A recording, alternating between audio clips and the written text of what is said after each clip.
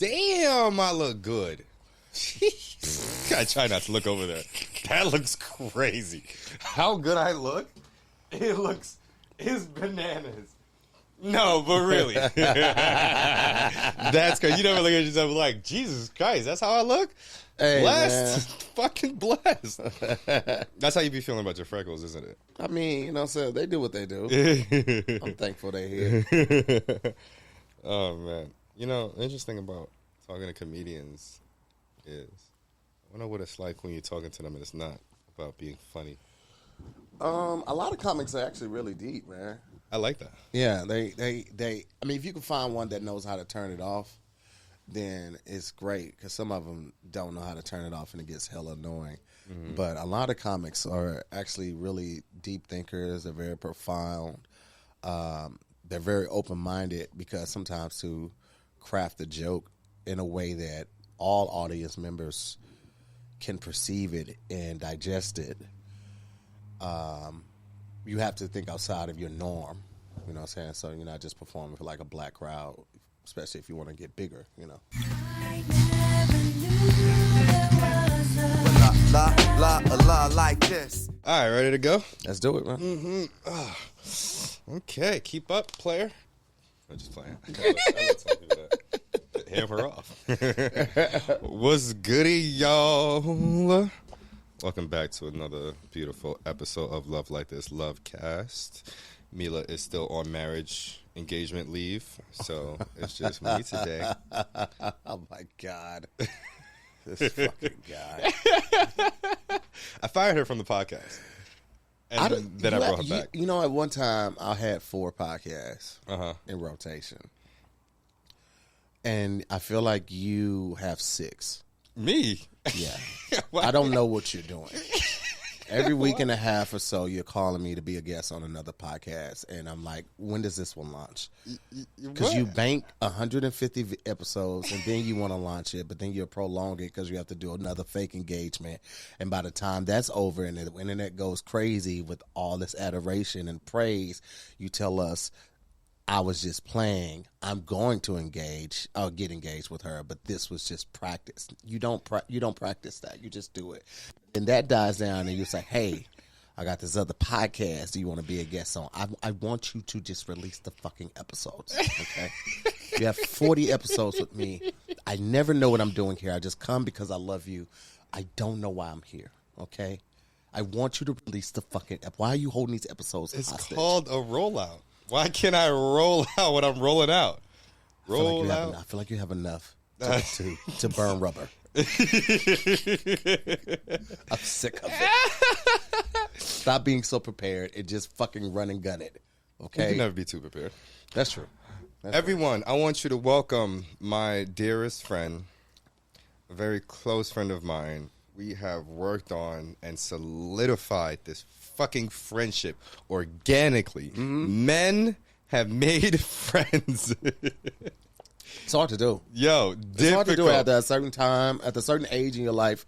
It's also very difficult to do when you don't have a traditional job in a traditional job setting. Because a lot of times we see each other in passing or at night, people are drinking, so it's kind of hard to get a real gauge on people. But when you invite somebody over their house and you cook for them, hey, that's when you really get to meet a motherfucker. That's what I do. This motherfucker that's what I fucking this do. Motherfucker cooks. He's on this whole soup kick. So if y'all hear him talking about soup on a lot of these episodes, that's when he just found it and he learned how to cook it, and now he is fucking Chef Boy OD with the soup over here. Chef Boy OD. Mm-hmm. I want to introduce my very good friend and comedian. Please, if you have anything else to add on to your wonderful title, Mr. himself, Tahir Moore. How are you, Frank? Hi, guys. I'm good. How are you? I'm well. Thank you for coming in to another episode of whatever podcast I'm doing this time. Whichever one is this. The whatever podcast. I'll know when I see the bumpers. I'll know which one. The collab invites. Like, oh, that's that one. That's that one. Okay. This is the 6th one I've done, right? Yeah. It's so many, Orlando. It is. But I love that you have all of these great ideas. I feel like certain shows carry a certain tone and undertone, so it might not be perfect for this, but this person would be perfect for this show. So I mean, I encourage it. It's just, I don't know how you keep up with all of this. You have to have like a Dewey Decimal System or some type of filing system to have all of these shows. My brain operates on a faster level than faster pace than everybody else's for the most part. Fucking Caribbeans. Not fucking Caribbeans. Don't write shit down. Don't worry. But going back to our friendship, it has been really important for this specific friendship to me because, it's hard to make friends as men, and it's also hard to make friends in LA, but that's a whole other story. Yeah. But our friendship really came through the best way possible and as organic as possible, and it has really felt really beautiful. Yeah, absolutely.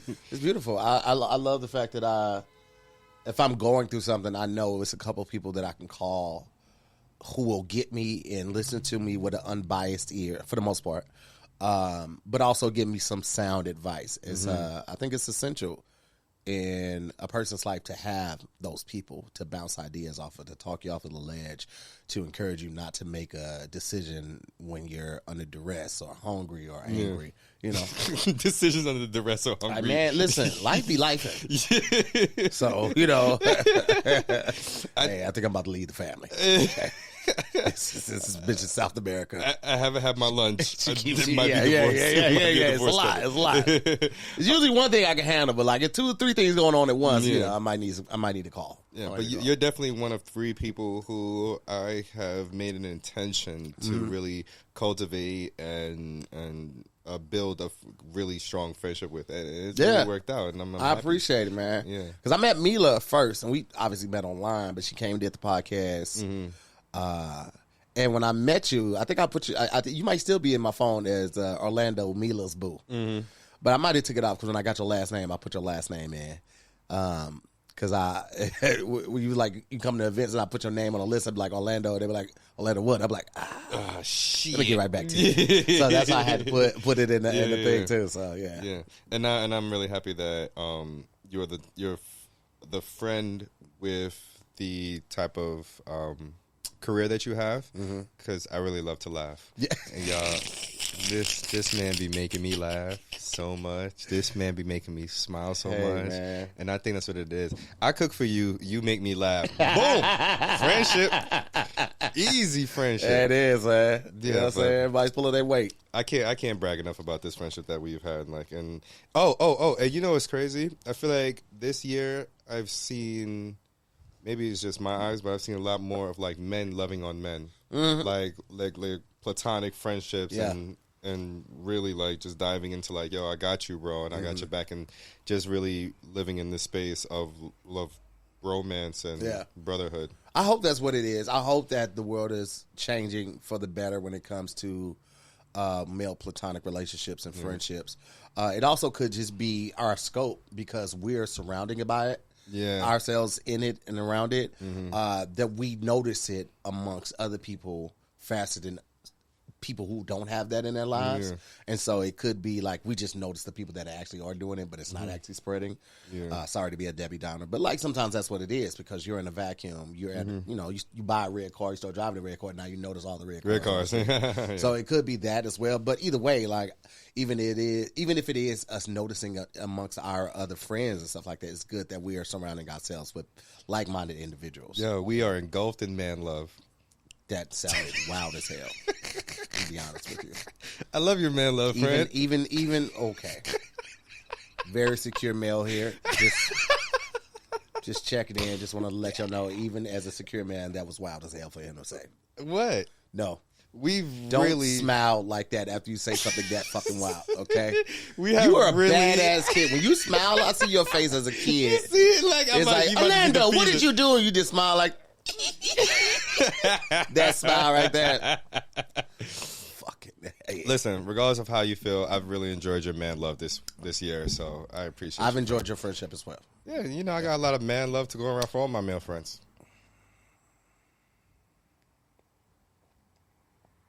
Your goal is to make it weird.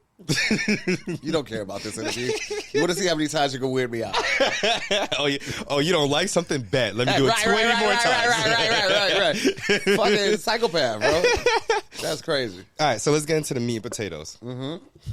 really into the meat of this episode. Okay, I'm gonna stop. But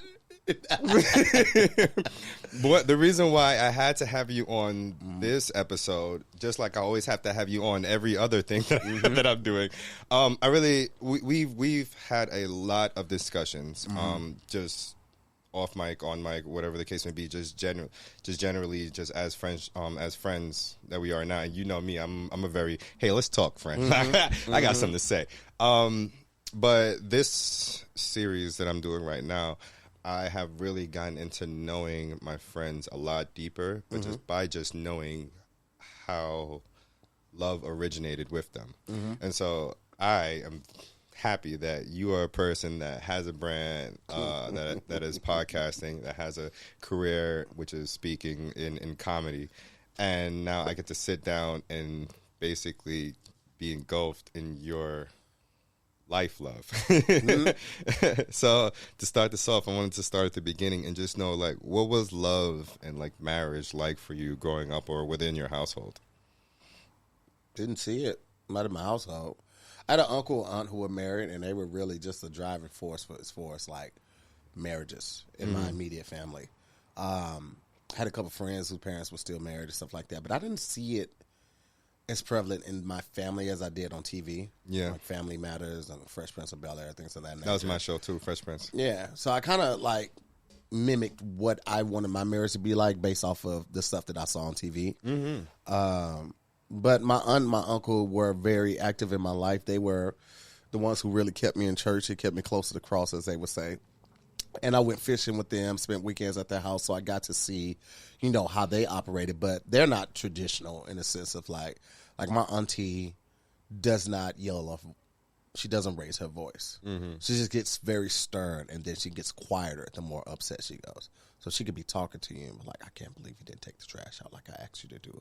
It's not a lot that I asked you to do. And you're like, oh, man, I'm having a stroke. I can't I'm hear having a stroke. Do I smell toast? And so when they would get into it, I don't think they ever did it in front of us. Like the cousins, nephew, nieces, and not even their kids. I don't remember my cousins ever talking about my aunt and my uncle getting into it. And I don't know if they just had a different lane of communication that they chose to do in front of people, but I never really saw them arguing. I do remember my mom arguing with my sister's dad, and growing up there, it was very volatile. It's a very violent environment, and I knew I just didn't want to be that, so I kind of just mimicked what I saw on TV, what my aunt and uncle did, and stay clear of anything that looked like what my mom and my sister's dad did. Okay, well, 2 questions. Yeah. What's one thing you mimicked on TV that you apply to your marriage or relationship? I think always laughing. Yeah, just the joy and rebirth that laughter gives. Like after a good laugh, when you have to do that, like that, like that, like yeah, man, it's just like a rebirth of happiness, and it could be a reset to the end of a really fucked up conversation or a really difficult conversation or emotional conversation. But a laugh can kind of just reset the whole room and the energy in said room. So I think the laughing element is something that I just always, I never wanted to be in a relationship. I don't care how beautiful or thick my partner was. If I'm not laughing, I'm not there. Yeah. It has to be something more than just the physical to like keep me there. A fat ass get me there. It ain't gonna keep me there though.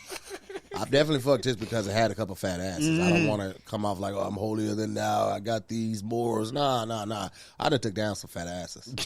But it was just that. It was just a fat ass. It was just a fat ass. It was just a fat ass. Couldn't keep you there. Nah. She might have said something kind of funny because I still need something to draw me in outside of that ass. Little chuckle. Said, yeah, a little chuckle. Little chuckle on the ass. Okay, man, you might get this dick. You might get this dick. The way you going right now, you might get this dick. They should get it like, oh, you ain't that funny. Yeah. You just another annoying. Yeah. The other one thing was, what did you see in your household that you wanted to avoid in your relationship? Oh man, I know there's got to be a long list. Just choose. The main thing was arguing. I was so afraid of arguing because every time I saw my my mom and my sister's dad argued, it led to blows. You know, so I was terrified of any conversation that could potentially turn to an argument, any disagreement, any opposing views. I like to think I'm not confrontational for the most part. Like I try to avoid that shit. I don't like raising my voice. And that presented a lot of problems early in my marriage because my wife would be like, no, we need to talk about this. And I feel like talk about this leads to an argument. So I'm like, hey, you got it. And so it came off very happy wife, happy life. And I used to say that in the beginning, and my wife hated that. Yeah. She does not like that term because happy wife, happy life implies that the husband or the partner doesn't have an opinion or a voice or never has any objections. There's no way possible that's a thing when you got two different people coexisting and cohabitating. And so she was like, stop saying that shit. Like, I don't like that. I don't want that. I want an active partner. I want an individually minded partner. I want somebody that, you know, speaks up and tells me what they don't like. You know, if I'm wrong, I could be wrong. She's like, I have no problem. And she is correct when she has no problem admitting that she's wrong. She'll hear you out, and if she's wrong, she will apologize. But, you know, it's just rare to come across somebody that encourages people to speak their mind in relationships based off of what society tells us. Like, women are never wrong, happy wife, happy life, you know, just do whatever your woman wants. Like, it was refreshing to see that, hear that, and then be able to embrace it, because she was very patient with me, and I was very stubborn. Like, I don't want to talk. I was shut down.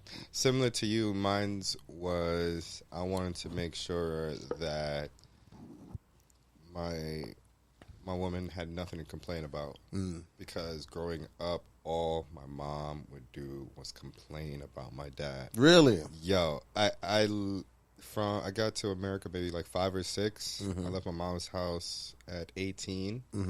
So 13 to 14 years, I've heard nothing but my mom complain at least 6 days out of the week. Damn. Minimum. And was that complaining about inaction, things that he didn't do? Anything. If she could find it, she could complain about it. That's exhausting. And so now I have such a low threshold for complaining. Like, as soon as the complaining starts, once you get through the first 2 words of, I don't like, shit, I start, how can we figure this the fuck out? So okay. So you're solution-minded. You were more solution-minded early on. Preventative-minded. Okay, gotcha. Very preventative-minded. And so I would do things to try and make sure that, when I was a kid, I would do things to make sure that the parents around me had nothing to complain about, as far as me as a kid, right? So it kind of bred a kind of perfectionistic, like, mentality. Yeah. So now in my relationship, I try to do any little thing so that Mila would have nothing to complain about. Does that work, though? No. Because everybody's different. You know what I mean? Like, you're going about that based off of, and that's the beauty in healing and therapy and learning. Yeah. And I think one of the best things that you could do is always be open to learning. Like, understanding that as humans, we don't know as much as we think we know.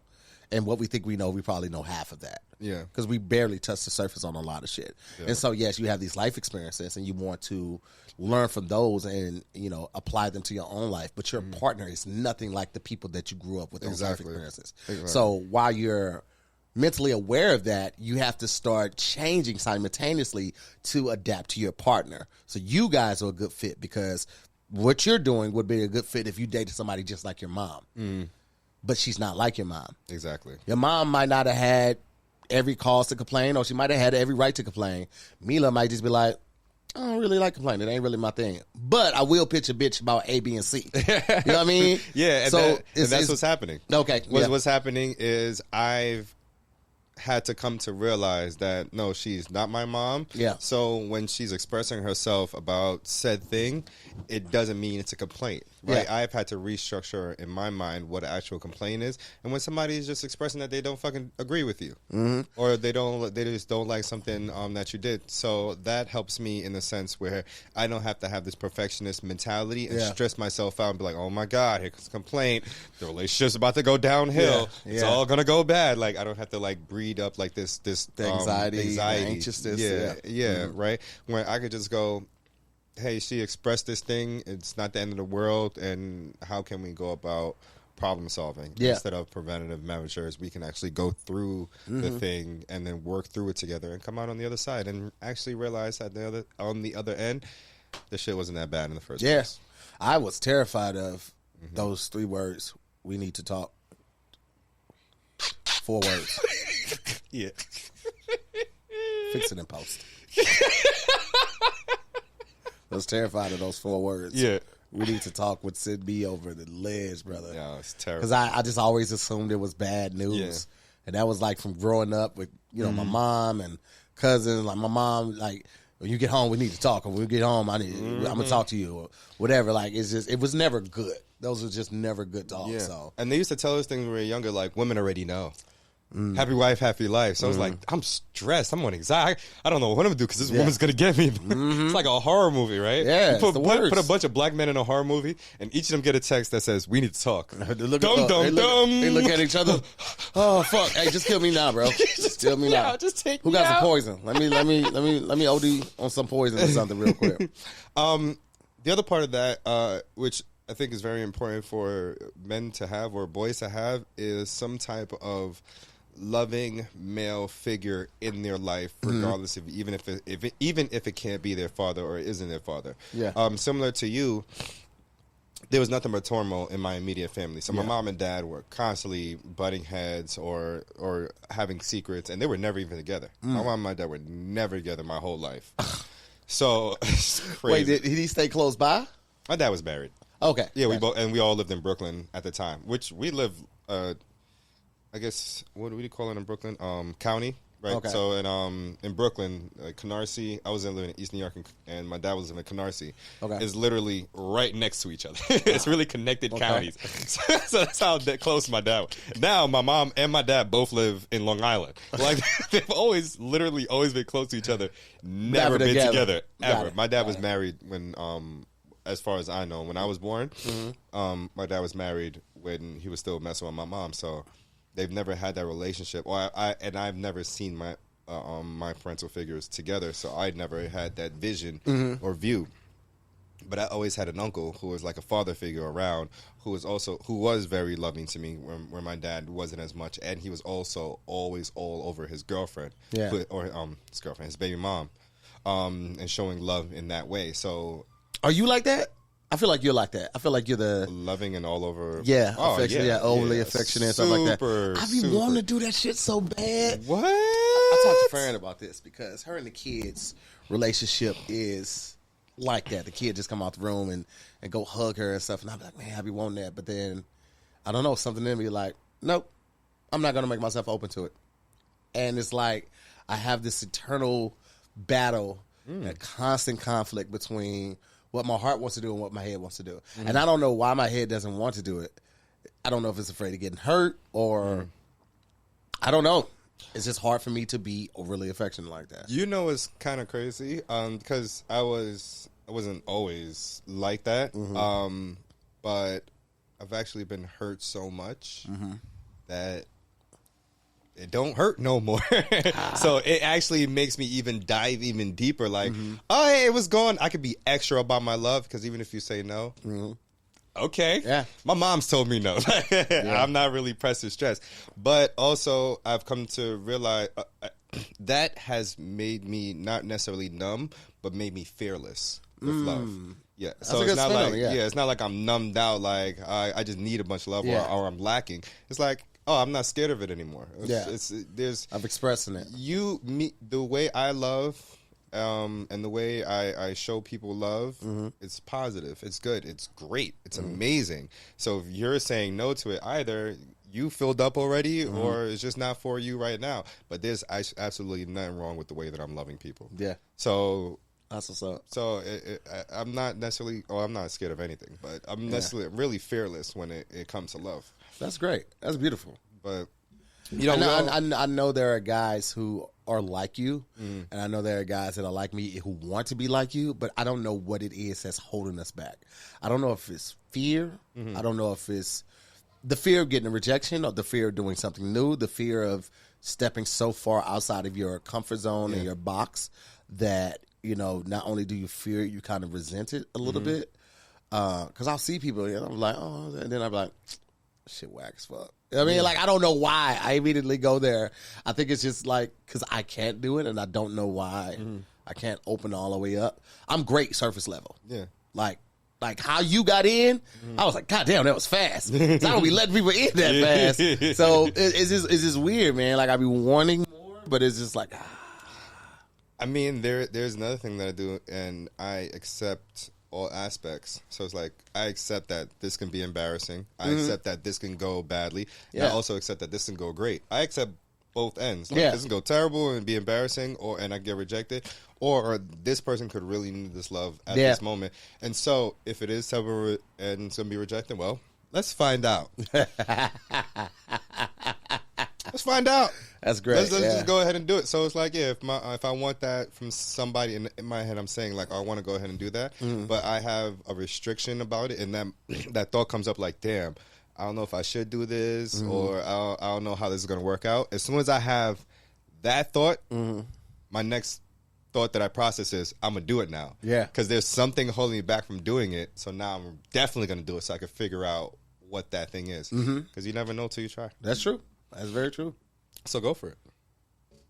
We'll work on it. It's on 2025. Yeah, listen, as soon as you think about any hesitation, your next thought is, now I got to do it. And that's the challenge you just got to give yourself. Oof. If I hesitate, now I definitely have to do it. Because if I think about it and I kind of want to do it, then it's like, I'm going to get around to it. But as soon as you think about hesitating, that means next step should be to do it. You could do it. It's a big commitment. It's not that big of a commitment. It's not as big as you think it is. It is and it isn't. Because, the trauma behind those things, like, when you go deep enough, you will find some remnants of the trauma. And I think in the deepest areas of that is because the people that I feel like I got close to, all the people that I really loved early on, were either taken away from me or the relationship changed drastically. My best friend growing up, I'm talking about preschool and elementary school. We ended up splitting in middle school. He going to different ones. Then my best friend, when I was growing up around middle school, he got killed in my house. And then my mom, who was my best friend, when she found out I was having a baby, that ended. And I think after those three major things, and then finding out my son wasn't my son after I graduated high school. You know what I mean? Like, this is somebody I spent tons of time with and had to take to school with me. When I was in band practice, he's walking around the school with me, marching, holding my reeds. Like, the people that I got super close to, because they were taken away in such a, I don't know, just unforeseen way, unimaginable way. I think I just was like, all right, I'm not going to let people in that area no more. Yeah, that's under construction. Well, till I can make it safe. Well, the thing about that is, do you still remember all the, like, fun, happy times that you've had with all these people?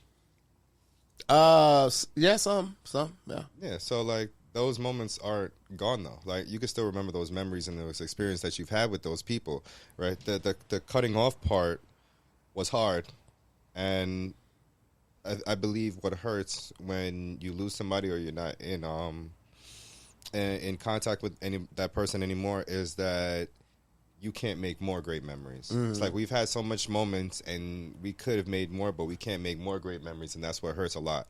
Whereas, it did cut off, and I'm no longer in relationship with this person anymore, but I still have all those moments that were amazing with that person and all those memories.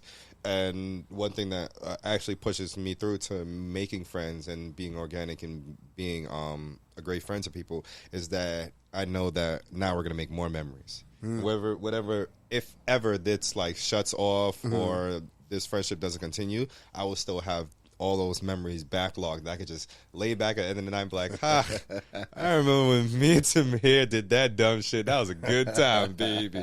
Like, I like, those are the moments that make me be more gracious than regretful. Okay. Never thought about it like that. I was. So I'll try to start implementing that and instilling that. You know, it's a great way to think about it. Yeah, man. And so while we're reminiscing on these beautiful moments that you've had with people, do you remember what your first love was like, or your first moment of feeling love was like? Not necessarily even with a woman; it could just be anywhere in your younger period of life. I don't. I don't know. So I'm thinking back, like, you know, as a small child, like my best friend from, like I said, preschool to elementary, definitely loved him like a brother. Yeah. To a certain degree, you know what I mean? Like we were best friends and everything, but I don't know if I understood love for somebody outside of my family like that. Like it was just like, this is my friend, this is my buddy, it's my pal. So I don't know if I looked at him like that. I think my first, what if it wasn't my first girlfriend? I'm my second girlfriend. Yeah, none of them, I don't think. I think it was a childhood friend or a family friend, this girl, and I think I was in love with her for all the wrong reasons. You know, she was older, she liked my cousin, she was friends with my other cousin, and I was just, you know, the funny kid that made everybody laugh, but nobody really took seriously. But I think that was like my first person I was in love with. You know, catch myself doing little stuff. Hey, he wants some candy type shit. Yeah, going out your way. Yeah, definitely going out of my way. Definitely going out of my way. Going back to my cousin's house, even though I didn't want to, but she was gonna be there. So, yeah, I think it might have been her. But yeah, I don't know, man. Like that young adolescent love is different because there are different criterias for it versus being an adult now. You know, back then it was just, you know, if you was fine and had a nice smile, I was smitten almost. And sometimes a fat ass. And hello.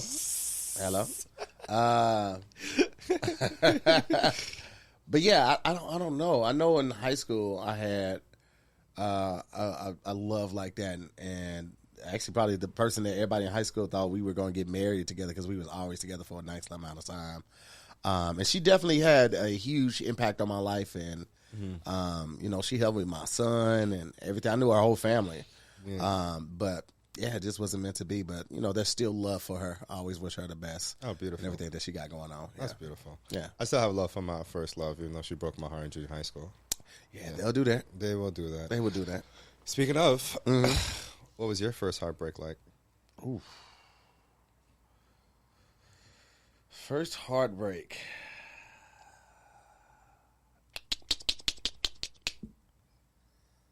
Yeah, I don't love her.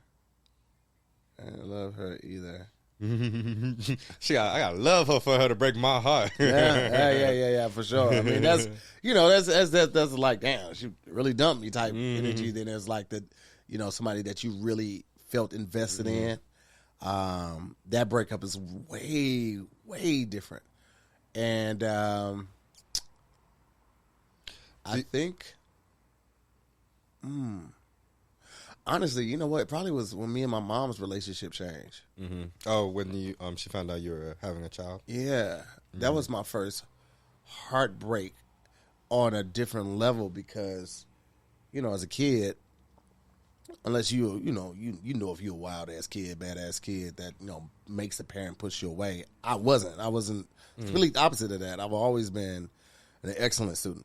I ain't just talking shit. Like I was an excellent student. I fucking love learning. I was always on National Honor Society. I was always in debate clubs. I was always a participant in student body government. Like I loved that shit. Yeah. And my mom loved it for me, and I loved, you know, making her proud of me. So, you know, I remember when she told me, when I took her outside and told her the girl was pregnant. It was cold outside. And told her that this chick from the neighborhood said she was pregnant by me. And my mom she just dropped her head and she looked up. She shook it, put her hand like this, and she was like, I'm just so disappointed in you. Damn. I would have rather she been mad. I would have been mad. Furious, you know, whoop me, whatever. But that disappointed hit different. Because I feel like she thought, and rightfully so, based on, you know, our upbringing, family members, that my life was over. Like I wasn't going to follow through on anything. I wasn't going to go to college. Wasn't going to finish high school. I was going to drop out and be like a lot of my, The people that she's seeing around in the town. And she was a teacher, so she saw this happening, kids getting pregnant, dropping out of school, all that time. She saw this happening on a daily basis, weekly basis. So that disappointment just hits so hard. You know, it's funny because it sounds more like fear than disappointment that she had for you. I think it was both. Well, I think my mom kept a very short leash on me as a kid. Like, she would let me go over family members' house, but I couldn't go over a lot of friends' houses for multiple reasons. And she kept me close to her when I was at the house. You know, she always had me working on a project, you know, sorting clothes or going through old clothes to get rid of them or rearranging furniture. Like, she always kept me busy. Did private tennis lessons or band or all city band. She didn't let me get too involved and engulfed in the environment that I was raised in and the activities that a lot of my cousins was doing. She did that on purpose. Like, I'm from East St. Louis. My family lived in East St. Louis. My grandma lived in East St. Louis. But I went to school in St. Louis. Yeah. She kept me close to her. She felt like St. Louis had a better educational system. She felt like if something were to go wrong, she could get to my school faster because she was in St. Louis with me. You know, she kept a very short leash on me. And I feel like, you know, at that time, me telling her that was, I've done all of this for nothing. It was all a wash. He was going to end up here regardless, so why did I even try that hard? And I think it was a disappointment in me and my actions, but also in the effort she put in to make sure that I was still going to be successful. This is crazy because I would disagree with you. I think this more so sounds like she's disappointed in herself. And with what you said about her having a short leash and doing all these things, but it seems like the mind state is more so, I did all these things. I did all the things right to have a successful son. How did I fuck this up? Yeah. And it's like, she's saying to you, like, I'm disappointed in you because you were supposed to follow all of my steps that I put in place. But this sounds and feels, just coming from you, more of, as a mom, I feel like I'm more so disappointed in myself because I had you on a short leash. I had everything in control. Yeah. And I see it even sometimes with Mila, like moms that are single moms and they are curating a life for their child because they see the future. They want this specific future to happen for you. Yeah. And then anything that deters that or any deviation from that is a disappointment and a failure. And, you know, it's like, this assumption of a future that she wants to have for you. It really sounds more so, she verbalized that she was disappointed in you, but it really sounds more so as if she was disappointed in herself because she had this shit on lock and you wouldn't have had a baby. It might have been, you know. I mean, I can reflect on how I felt at that moment now, but at that moment, oh, of course, you know, I took it to heart. Yeah. Like I moved out shortly after that and our relationship was never the same. I was adamant about not asking for help from anybody. I moved away from family, moved out of my grandmother's house. I stayed in basements, attics, garages, wherever I could rest at for about 6 months. And then I moved in with a cousin through marriage. And I did the rest of my high school in there. I just was like, I'm never going back home. Because all of my uncles went back to my grandmother's house when shit didn't work out for them. And I ain't asking nobody for nothing. I'll go without it. I'll die before I ask. And that wasn't nothing but pride and ego right there. It's the downfall of a nation. But I got a job at White Castles, and I started making my own money. And I was like, fuck it, I ain't going to ask somebody for shit. I'll pay all my student dues. I'll pay all my senior dues. I'll pay for my grad trip. I ain't going to ask nobody for nothing. Same, friend. And I know it's not a normal situation. It's not a normal upbringing for most teenagers. And I have to remind myself sometimes of that when I'm dealing with my daughter because she is so far behind where I was at. But I have to remind myself, you didn't live a normal life, motherfucker. Yeah. Like, you act like you was 21 when you were 14 moving out the way I did it. And she just doesn't have that in her. Thankfully, she's never had to have that in her. She's never had to navigate through a bus schedule, like open up that paper and be like, okay, if I miss this bus, then I can still catch this one because they merge at this intersection or this strip of street. They both go down this. She's never had to experience that. And it's a blessing, but at the same time, you're like, you're not equipped for life. And well, I mean, that's just me. She's not equipped for your life. And that's why I said, that's just me being hard. Yeah. You know? And I'd have to remind myself, like, I'm being so hard. Am I going to give her an experience like my mom gave me? Am I going to tell her I'm disappointed and it's going to change her life forever the way my mom did it with me? Yeah. So I try to be mindful of that before I interact with her, before I'm doing any type of course correction or chastising or anything. 'Cause it's like, I don't want to give her that feeling that I felt for years to come. When that moment that you say that you want to have with her, when you say you just want to go up and give all this like love and affection to her, but then you go, nah. Yeah. Did your mom do that to you when Nah. she gave it to you? She did it? My mom wasn't a real big hugger, kisser like that. I didn't really get affection. And I didn't see it. Like my uncle and auntie, they didn't kiss. Yeah. You know what I'm saying? Like they married for umpteen years. I ain't never really seen them kiss. They would hug and maybe kiss on the cheek or something like that. But I didn't see the affection that I feel like marriages, should have. Even Fresh Prince of Bel-Air, Uncle Phil, and they would kiss like mwah, that type of thing. He might come up from behind and do a little kiss on the neck thing to insinuate that. But you just see a lot of that on there. And so I didn't affection is different for me. Well, Fred, feedback.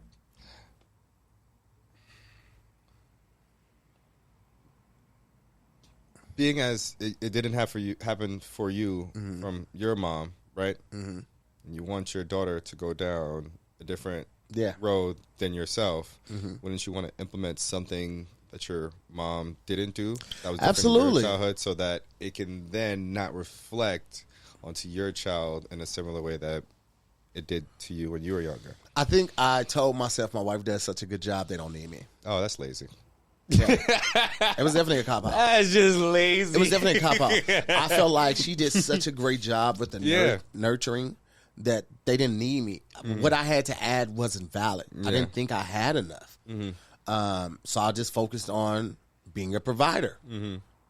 Turn the switch, lights gonna come on. Open the refrigerator, food gonna be in there. You go outside, 3 cars with pink slips. I focused on being a provider.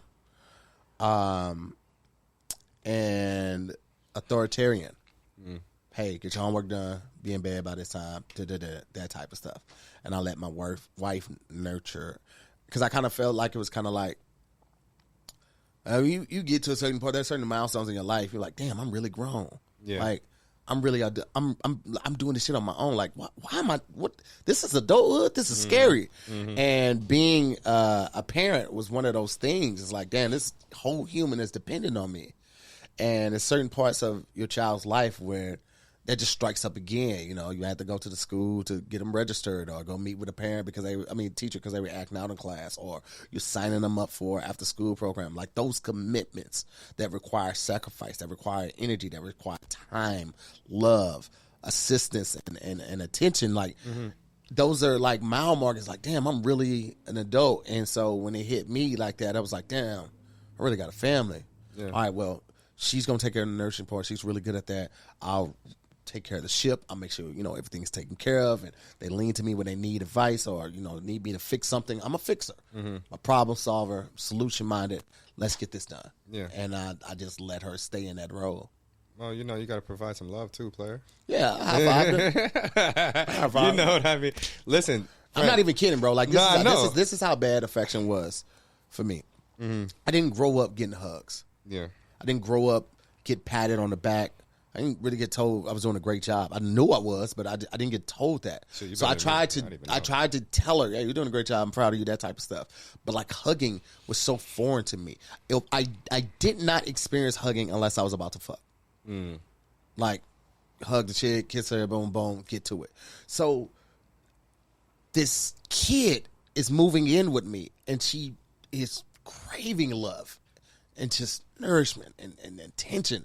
And I remember early on, one of the first times, maybe the first couple of weeks she was there, she ran up and just hugged me around my waist, like on the side. She was like, hey, and just hugged me. And I froze because I didn't know what to do in that situation. Yeah. I've never been in a situation when somebody didn't want anything from me. They just wanted love. We talking about practice, y'all. Man. Practice. I did not know what to do. It caught me extremely off guard, and I was ill-equipped, and I wasn't in a position where I was ready to embrace and dive into my traumas to work past it. I was very much a no therapy guy. I don't want to hear nobody talk about my problem. I want to tell some nigga who studied in a fucking school for umpteen years tell me how to dig into my problem. You don't know what the fuck I've been through. And my second therapist almost ruined it for me. His first therapist was pretty cool, but couldn't get the scheduling together. And I also just didn't like, I don't know, something about her. Then the second therapist, you know, I'm basically regurgitating my story, my upbringing, all of this type of stuff. And we're doing it through Zoom, I think, at the time. And I don't know if she forgot that I could see her face, or I don't know if that was just like a visceral reaction. But I tell her everything, I kidnapped, had a kid, you know, been shot, set on fire. And I see her face go, damn. And I was like, all right, bitch, you can't handle me. Too judgy. Yeah. And rightfully so. That was an appropriate reaction to it. I shouldn't have seen it, but that was an appropriate reaction to what I've just told you. But I'm thinking because she was a Mexican descent, I'm a black descent, it's cultural differences she's not going to get. I'm going to have to spend too much time breaking down why my uncle did this to why my uncle so dope to my other uncle. I got to explain this to her, and I don't feel like doing this shit. Fuck this therapy shit. Yeah. I was almost there, but I stopped. I asked for another therapist, and then I got with my third therapist, who was by far probably my favorite one. But yeah, I at that time, I wasn't ready to do the work. I wasn't committed to it. I didn't think it was necessary. I didn't see the benefit of it. I didn't know any men in therapy in my life at that time. I couldn't have anybody that I believed and trusted enough to vouch for it and encourage me to take that step of faith, that leap into what I could become. I didn't have that. So I resisted that shit for years. Yeah. For years, man. And I missed out on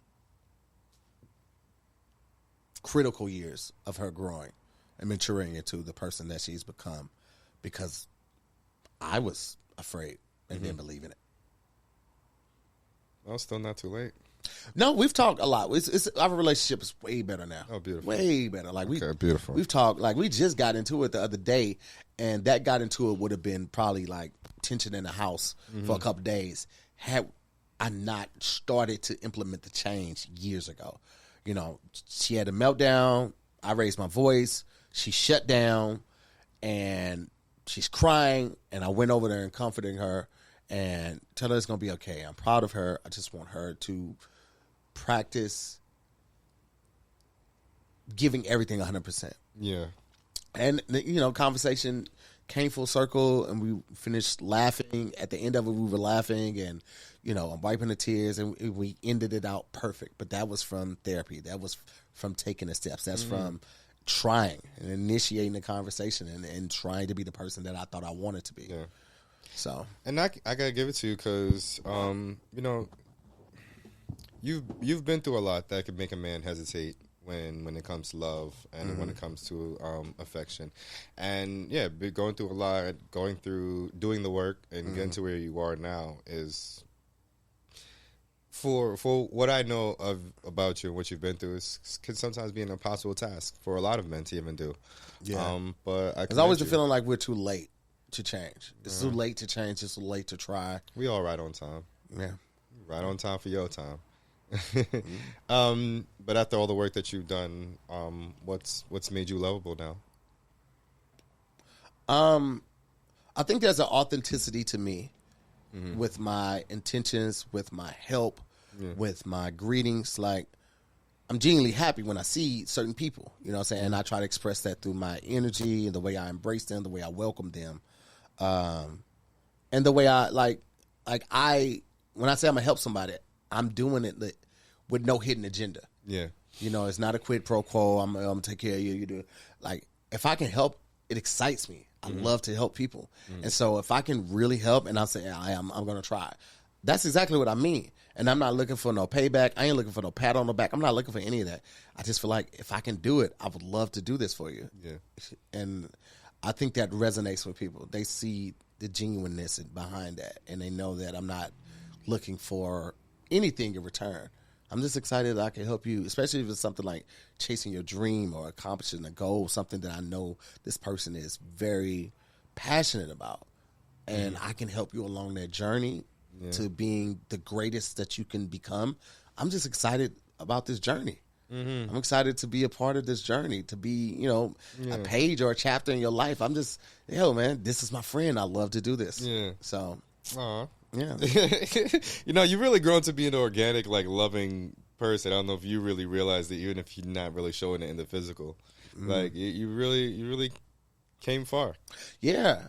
I mean, I feel like I've always had that quality, that characteristic of wanting to help people and, you know, being more efficient with following it up on people and things of that nature. I think it just came to the physical part. Like, I didn't grow up crying at funerals. Same.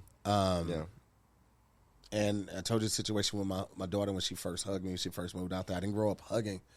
You know, I'm big on a hand slap, tap on the back type thing, but like a full embrace, that shit freaked me out for years, man. Because I knew it was a different type of love, and I didn't know if I was capable of that. I hadn't seen it, hadn't experienced it. And even though I longed for it, it scared the fuck out of me. Because that meant that I had to be vulnerable. You know what I mean? When I moved out at 14, I put a lot of walls up to protect myself because I'm a kid. If I look helpless, if I look weak, if I look like prey, a predator would see me. And I just knew that from my neighborhood growing up In and the where I environment was. you're in, yeah. So it's like I can't show any of that. Yeah. I can't be vulnerable. I can't be emotionally available. I can't care. I can't cry. I can't show fear or pain. I got to be very stoic, and that's how you look at high school pictures up until maybe like mid-college. I never smiled on pictures. It was the grizzly, like never smiled. I'm talking about from 8th grade graduation on up to maybe my junior year in college. I did not smile on pictures. Yeah. I didn't know I had a nice smile. People were like, oh my God, you're so photogenic. Bitch, I just found out 6 years ago. That you can smile? Yes. I didn't know because my environment shaped me in a way that I was perceived as lovable. And you saw some of those characteristics that shine through, but I was also very aloof when it came to emotional Expression? I was very unavailable when it came to emotional dependability. I also didn't want to. Shit just made me feel weird to open up. Like, I had built these walls so fucking high and reinforced them. I was proud of my work. Yeah. And so now I'm encouraged to break all of that. This is years of building. Like, I got tunnels, underground tunnels. I got tunnels within tunnels. And now you're encouraging me to talk. Yeah. Now you're encouraging me to express why I'm upset. Now you're encouraging me to see it from your point of view. This wall that took so much time to build, you want me to break it back down like I didn't work hard. I mean, have you never worked with Legos before, bitch? And I did these Legos and then I super glued them together. Bitch, you want me to take this down? And then take them down one by one? For you? This shit was for my survival. Yeah. And you want me to do this for love? Yeah. Let me think about it. You know, you obviously are doing a lot of things for love because now you're a married man, right? Man, you know, the things we do for love. What you won't do. You're a married man. You're obviously in love now. How... Make sure I ask this correctly. Yeah, take your time. Take your time, baby. Take your time, baby. Let them use you. It's a pretty general question, but what's your love and like marriage like in your relationship? I'm trying to take like little tidbits from everyone. I've been asking them like what their view on marriage is and what marriage is like in their life, and because I'm realizing that all men have like a different perspective. Some think of it as the government side of it, then some think of it of the spiritual side of it. Some actually think about of the like love side of it. So I just wanted to get your feedback on what love and marriage is like for you in your life. I think it's one of the most, when done correctly, and correctly is subjective, depending on who you and your partner are. I think it's one of the most beautiful displays of commitment and unconditional love that there is on the planet outside of like a mother and child. Yeah. The way me and my mom's relationship kind of deteriorated, I feel like wasn't a display of unconditional love. I really feel like I didn't really experience unconditional love until my wife. And that's why I view it as that because I had had a lot of great things going for me, but I had a lot of trauma that could have destroyed a less motivated, a less loving, a less patient person. I could have ruined us, and it wasn't intentional. It was just stubborn and not wanting to change, not wanting to engage in a conversation that could lead to an argument. It wasn't that I didn't care about what she had to say. I might have just had a different view, and us talking about it and her trying to get me to understand it from her view, and then me trying to tell her my stance makes volume go up. Now energy is changing, and now we arguing. And every time I saw my mom argue, it landed at blows, and I was like, I don't ever want to get to that point. Yeah. I'm not saying that I would do that, but like I don't want to get to that decibel of volume to where anything could happen. Like, so I would tap out, and that's a hard thing to do when your partner doesn't completely understand why you're doing that. It comes off as you're not invested in the success of this relationship. I can't even get you to engage in a conversation. Yeah. Yes, we might have a different opinion, but that doesn't mean that's going to end us. That doesn't mean that's going to ruin us. That doesn't mean I'm going to love you any less after this conversation. But I couldn't get past the volume. That volume is hard to get past when a woman's when a woman's raising her voice at you. Because sometimes I be sitting here like, Mila, you are a little woman, but that it's a high volume coming out of you, player. Oh man. Well, you have gone past it, and you've gotten to this point of like being in love with your person and figuring out how to like go about like your marriage and stuff like that. But to have this love, what do you view it as? What do you define love as? I think love is unquenchable thirst. If you're thirsty, you're gonna search for some water forever. Yeah. And if that's one person that only has a recipe for this thirst quenching beverage, that you're gonna chase that person forever. You're gonna love that person forever. You're gonna be by their side forever because only they can, scratch that itch. And I think the more that you are by that person, the more you learn about them, the more you love about them. There's a lot of stuff that, you can learn in the first 6 months to a year because it kind of surface. You guys might have some hard times and you're like, oh, man, I love the way that they did that. But some shit you just got to be, in the just weird space conversations on the way somewhere or the way back for somewhere, and you hear their views on some hypothetical situation and what they were doing there. You'd be like, oh my God, I fucking love that. Yeah. That's something that we would have never talked about or never would have came up if we weren't having this weird ass, wild ass conversation. But it's something that made me love you so much more. And I didn't even think that was possible. I thought the capacity for loving you was full. Yeah. Damn, that's crazy. You just increased my territory. You know what I'm saying? Yeah. I am so fucking thirsty for you. It's an unquenchable thirst, man. And it's so beautiful when done correctly. Effectively. Oh, effectively is good. Yeah, because correctly is subjective. That's true. But effectively, because everybody likes to be loved different. You and your partner. Yeah. What works for you and your partner might not have worked for the past partner or a future partner, but done effectively. Knowing what your partner needs, showing up for them, vice versa, being selfless, letting the love shine through when y'all are mad at each other or at odds or have a different of opinion and views, falling back on that love and the reason that you got with that person, healthy fallback, like healthy fallback.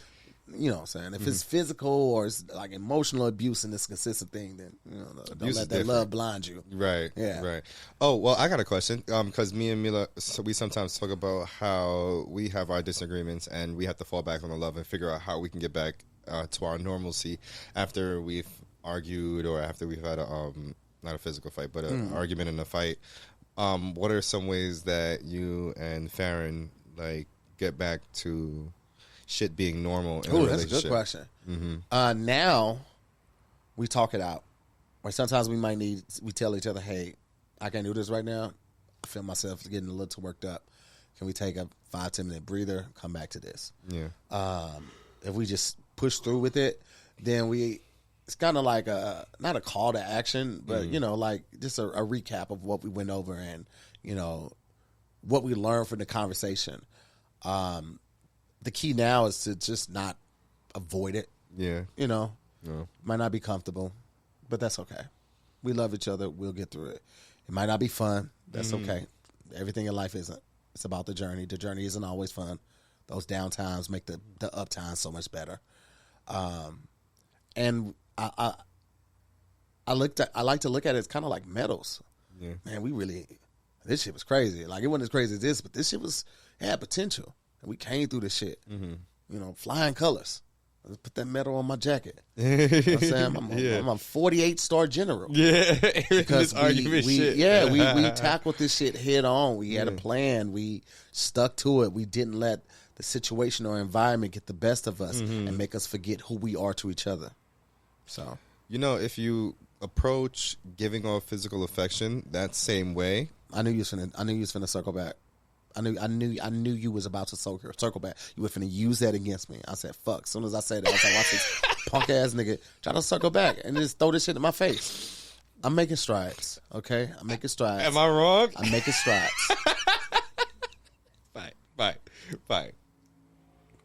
Fine.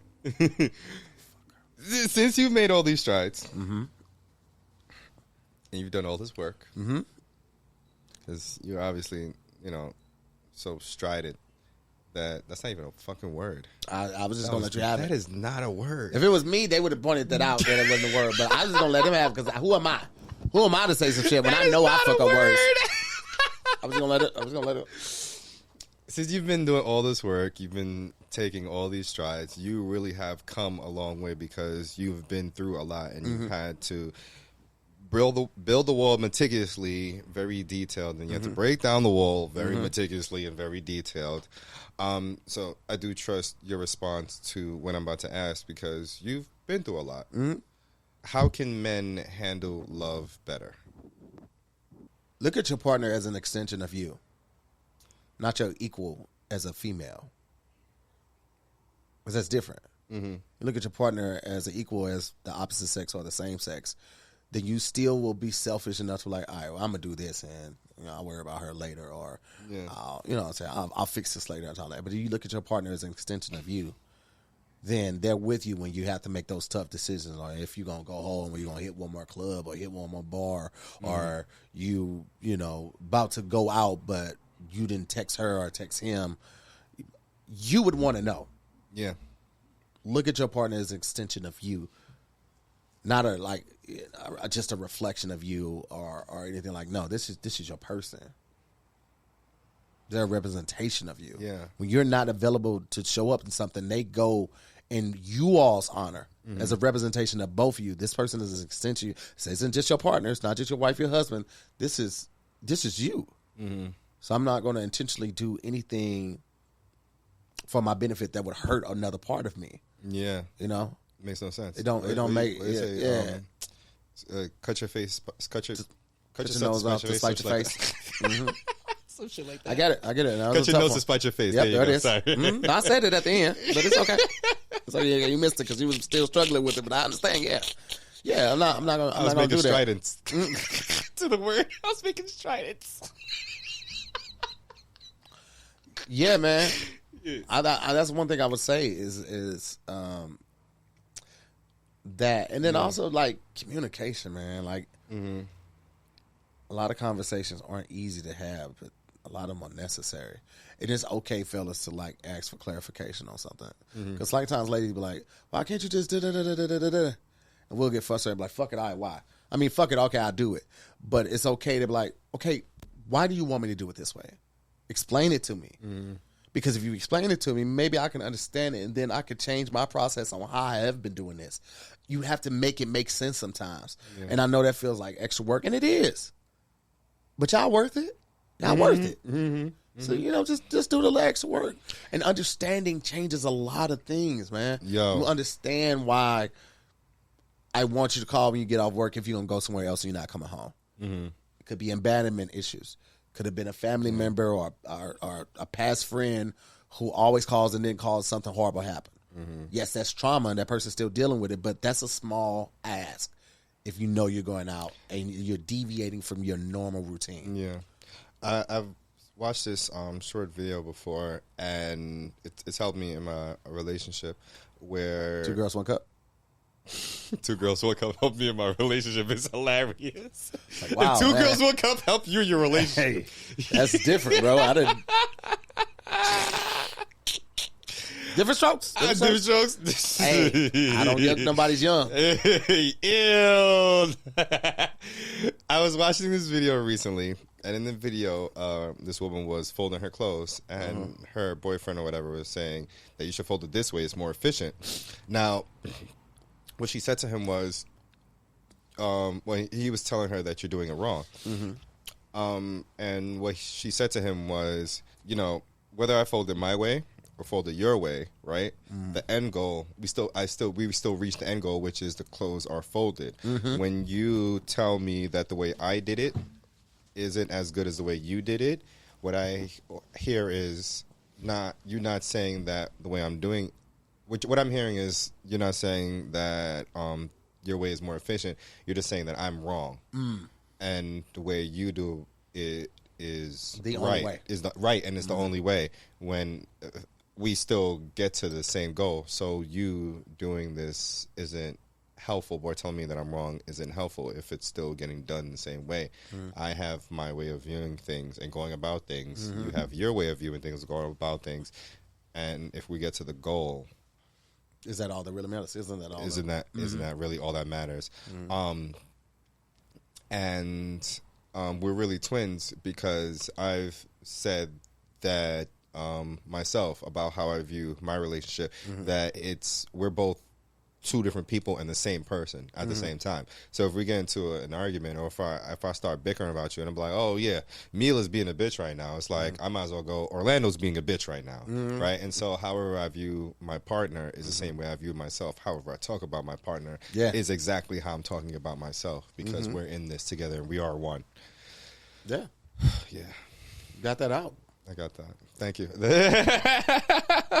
I said that because I'm actually happy to know that that viewpoint is shared, and that viewpoint, is perspective is shared with other people, because I think it's very important when you view it and go about things that way. Because I've seen men and also women say things or do things to their partner, and I'm like, that's crazy, because I would never do that to myself. Yeah. That's way too detrimental to me. Yeah. For me to even go about doing that to a partner. Yeah. And that's just how I view my relationship. Yeah. Some people aren't ready for relationships. Some people are, they like the company. Yeah. They like the security. This is kind of like, if all else fails, I got this person. Yeah, and that's unfortunate. It's unfortunate for them, and it's unfortunate for the person they may be engaged with who feels completely different. Yeah. That person view that other person as the world, the moon and the stars, and they're treating it like a part-time job. Well, Tahir, I'm happy, ecstatic that you've made the stridents to be where you are. to be where you are right now. I'm happy that you've worked through all this trauma, and I'm not happy that you've disappointed your mama. But can't win them all. Yeah, you can't win them all. You know what I mean? Even Michael missed free throws. Yo, but no, for everything that's happened and everything that you went through and where you are now, you truly have made it. You've truly made it very far. You've made it to places emotionally that may have been impossible, and it still is impossible for some men to even get there. Yeah. So I'm happy to say that I recognize it, and I see all the work that you've done, and I'm happy that you're here. Thank you, man. It's good to be here. Yeah. It's cozy over here. Yeah. It's hot down there. Yeah. After you broke down that wall, you were like, okay, I guess it's not too bad. I got a nice yard. I had a yard. Look at all the space I got stuff for that I done took them walls down. Yeah, that's one thing as an adult that you really appreciate a yard. Having a yard. Yeah, man. Yeah. Having a little extra space. Before we get out of here, I want to ask you to take this time to dedicate some love to someone, anyone that you would like to. I don't fuck with a lot of people like that, bro. Mm-hmm. Nah. But here I go. Right. And I probably want to give a shout out to my tribe, man. The people that's closest to me. Even you and Mila. You know what I mean? Like, not even you, especially you and Mila. You know, just having people that you can look at as family. Mm-hmm. You know, people that wish you the best and wish you well on your journey and on your path. People that you can just sit on the phone with, people that you can call and schedule some shit with, go over, break bread with, spend the holidays with, you know, like their company makes you feel better and you're able to do the same for them when they need that. You know, having people to rely on when you need something that you can depend on. Like, it's a beautiful thing. Like, I could just call such and such, they'll take care of it. You sure? Yeah. Yeah, I'm sure. Yeah, you know what I mean? Like, having that confidence and the strength of the relationship that you have with people it's beautiful, man. Yeah. You know, it's a beautiful thing. So shout out to my tribe, all the people that are closest to me out here in L.A., and I'm just so grateful and appreciative to them. Making a world of a difference in my life. Beautiful, Fred. Yeah, man. We had a good time today. People say I'm way more chiller now that I smoke weed. Could be true. I don't know, man. We had a really good time today. Thank you for pulling up. Thank you, brother. Truly appreciate this. Do you want to tell people where they can find you, or if you got anything Tahir Moore? You just look up Tahir Moore. Everything should pop up. Dates, Instagram. You are one of one. One of fucking one. It's not a lot of names out there like mine, so it kind of works out. I'm thankful for it. I'm so happy that we have this friendship. I can't wait to see how much further this friendship blossoms. Mm-hmm. Can't wait to have more of you. Yeah. I see what you did there. You did that. Use the more MOO, but more, you made it weird. Back to that man love. Yeah, more man love. See? That is. MML. Yo, listen, Love Like This Lovecast. Love y'all. Peace.